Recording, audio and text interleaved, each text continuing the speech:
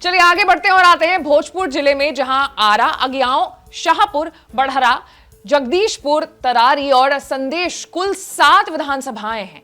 भोजपुर के पत्रकारों का मानना है कि 7 में से 4 एनडीए के पक्ष में जा सकती है, जबकि 3 सीटों पर महागठबंधन जीत दर्ज कर सकती है। अविनाश, आप इसको थोड़ा सा विस्तार से हमारे ऑडियंस को समझाइए कि असली खेल वहां क्या होने वाला है। आशी, भोजपुर में जो हमारे साथ एक्सपर्ट पैनल था, जो वहां के स्थानीय पत्रकार साथी मौजूद थे, उनमें शामिल थे कंचन किशोर, सोनू सिंह, अभिनय प्रकाश, ये 3 लोग थे।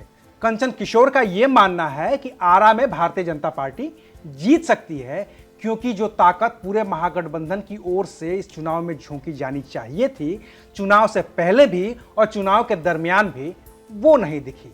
चूंकि शहरी इलाका भी है, तो भारतीय जनता पार्टी यहां से लीड ले रही है। वहीं सोनू सिंह आरा में कांटे की टक्कर देख रहे हैं। वो ये कह, अभिनय प्रकाश का मानना है कि आरा के जो सांसद रहे हैं, उनसे लोगों की नाराजगी है, और ये नाराजगी विधानसभा में पार्टी को भारी पड़ेगी और भारतीय जनता पार्टी वहां से लीड कर सकती है। वहीं अगियाओं सीट माले के हिस्से फिर से जा सकती है। कंचन किशोर का यह मानना है कि भाकपा माले का गढ़ और आरजेडी का कोर वोटर अगियाओं को एक बार फिर से महागठबंधन के पक्ष में ले ही जाएगा। सोनू सिंह और अभिनय प्रकाश भी अगियाओं में माले की एक तरफा जीत देख रहे हैं। जो शाहपुर विधानसभा है, वहां पर भारतीय जनता पार्टी आगे दिख रही है। कंचन किशोर का यह मानना है कि वहां का जो ओझा परिवार बटा हुआ था, वो इस बार एकजुट है।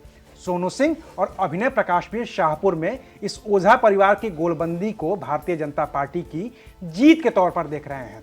बढ़हरा एक और सीट है, वहां पर आरजेडी की जीत होती हुई दिख रही है, क्योंकि वहां भारतीय जनता पार्टी के वोट को नुकसान होता हुआ दिख रहा है। हालांकि सोनू सिंह और अभिनय प्रकाश कंचन किशोर की इस बात से इत्तेफाक नहीं रखते हैं और वो कांटे की टक्कर वहां भी बता रहे हैं।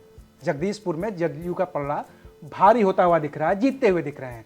तीनों पत्रकारों की इस मुद्दे पर सिर्फ और सिर्फ एक ही राय है कि वहां पर कुशवाहा आबादी निर्णायक है, एकजुट है, और साथ ही साथ महिलाओं को दिए गए वो जो 10,000 रुपए हैं, उसका बहुत बड़ा प्रभाव है।